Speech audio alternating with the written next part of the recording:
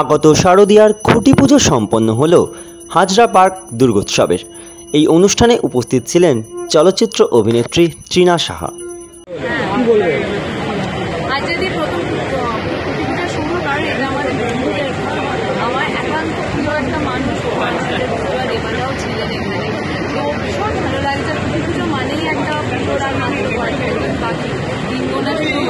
আমিও দিন করে দিয়েছি, ঠিক আপনাদের সকলে সামনে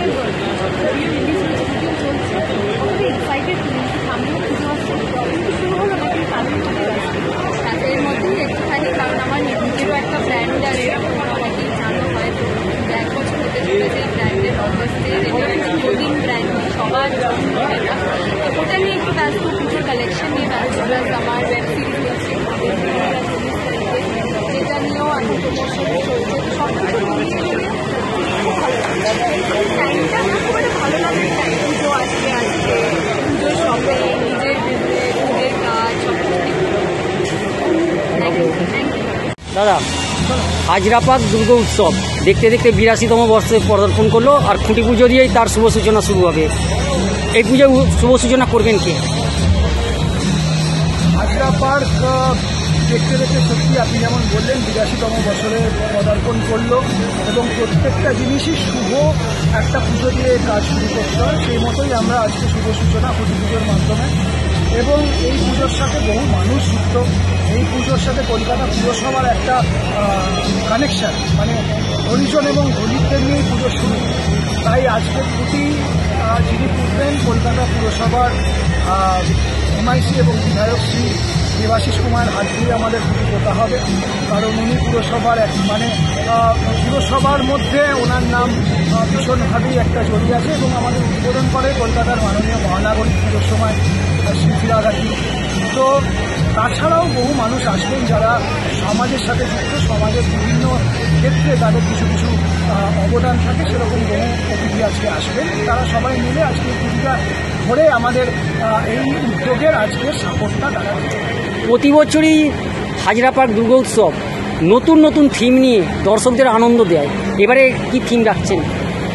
এবছর আমাদের থিমটা আমরা এখনও লঞ্চ করিনি, বা থিম আগামী দিনে লঞ্চ করব। কিন্তু আমি এটুকু বলতে পারি, আপনারা বাইরে গেলে একটা বড় হোর্ডিং দেখবেন যেখানে একটা ট্যাগলাইন ব্যবহার করা হয়েছে, যে মা তোমাকে ছুঁয়ে দোষ, তাই না? তো আমাদের বার্তাটা হলো যে আমরা এই পুজো যখন শুরু হয় তখন হরিজন দলিত যারা রাস্তা পরিষ্কার করে তাদের এই পুজোয় অংশগ্রহণ করতে দেওয়া হবে, অথচ পুজো শেষ হয়ে গেলে জঞ্জালটা তারা পরিষ্কার করে। এখনও পর্যন্ত দেখবেন বিভিন্ন অতিথিদের সিনেমা বেরোয় যে নিচু জাতির মানুষ উঁচু জাতির চা খেলে তাদেরকে প্রহার করা হয়, আঘাত করা হয়।